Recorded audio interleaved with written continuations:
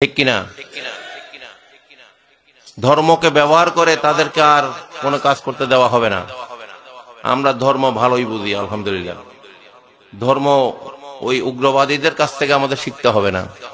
আউলিয়া কেরামরা আমাদেরকে যে ইসলামের বাণী আমাদের মাঝে দিয়ে গেছেন, শান্তির বাণী, সম্প্রীতির বাণী, সেটাই কোরআন, সুন্নাহ এবং মদিনার ইসলাম।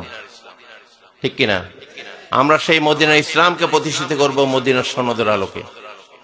ওই উগ্রবাদীদের ইসলাম না, আব্দুল ওয়াহাব নজদির ইসলাম না। ঠিক কিনা? ইবনে তাইমিয়ার ইসলাম না, বিন বাজের ইসলাম না, দাজ্জালের ইসলাম না। যেই আব্দুল ওয়াহাব নজদির এলাকার জন্য আল্লাহ রাসূল দোয়া করেন নেই, সেই নজদের দিকে, যেটা বর্তমান রিয়াদ, নবীজি প্রত্যেক জায়গায় দোয়া করছেন, আল্লাহুম্মা বারিক লানা ফি শামানা ফি ইয়ামানা।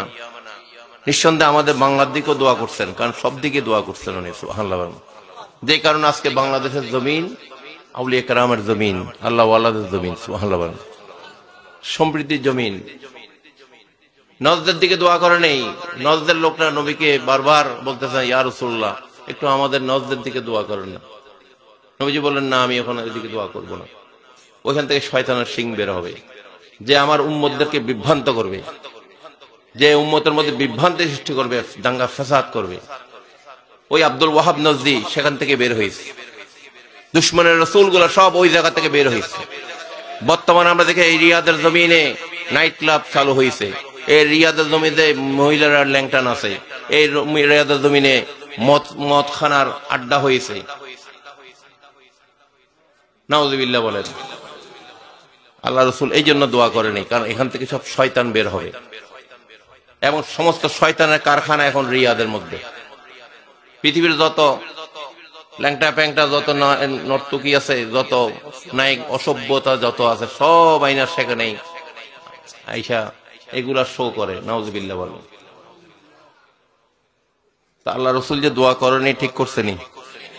হ্যাঁ, এবং দোয়া না করাতে আজকে, কারণ জানে ওই আব্দুল ওয়াহাব নজদি শয়তানের বাচ্চাটা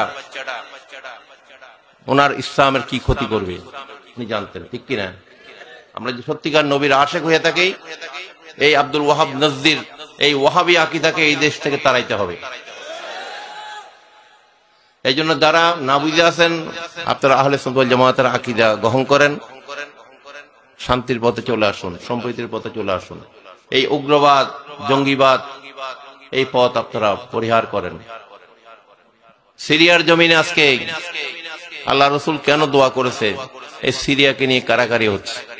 ইসরায়েলিরা গিয়ে সিরিয়া ঢুকছে। মুসলমানদের একটা অংশকে তারা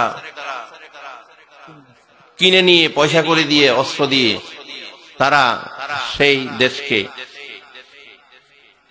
তারা দখল করার জন্য একটা যেই ষড়যন্ত্র দেখা যাচ্ছে, এই ইহুদিরা এখন গিয়ে সেই সিরিয়া দখল করে নিচ্ছে।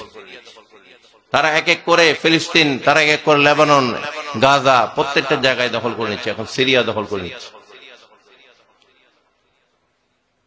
এগুলোর জন্য এই উগ্রবাদীরা দায়ী, এগুলোর জন্য এই ওয়াহাবি খারিজিরা দায়ী। অনেকে দেখেছে এখানে উল্লাস করেছে, উল্লাস করে লাভ নাই। যেটা জয় হয়েছে সেটা ইসরায়েলিদের পক্ষে জয়। ঠিক কিনা? সেটা মুসলমানদের জয় হয় নাই। আজকে ইসরায়েলিদের আগ্রাসন সেই সিরিয়া তো ঢুকে গেছে। এগুলা শুভ লক্ষণ নয়। আমাদের দেশ নিয়ে ষড়যন্ত্র হচ্ছে। এই জন্য এই দেশের স্বাধীনতার সার্বভৌমত্বকে হেফাজত রাখতে হলে আমরা আহলে সুন্নাত ওয়াল জামাতের যারা অনুসারী আছি, সুন্নি মতাদর্শ যারা আছে, আমরা এই দেশের 1 ইঞ্চি মাটিকেও আমরা কারোর কাছে ইজারা দেব না। ঠিক কিনা? এই ওয়াহাবি খারিজেরা তারা পয়সায় বেচা যায়। পয়সা দিলে